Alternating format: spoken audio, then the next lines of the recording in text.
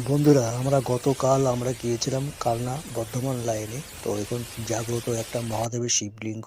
এখানে যে যে মানত করেছে সবারই মঙ্গল হয়েছে। আপনারা যদি এই মানত যদি করতে চান, এখান থেকে বসে ভিডিওটা যারা দেখছেন বাড়ি বসে তারা ভিডিওটা দেখতে পারেন, আর এখান থেকেই বসে মানত করতে পারেন।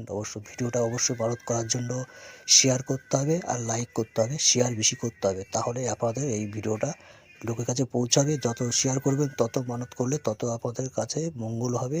আর সকালে উঠে দেখবেন আমাদের ঘরে অনেক কিছুই ভরে গেছে, সুখবর চলে এসছে। ভিডিওটা ভালো লাগলে অবশ্যই লাইক কমেন্ট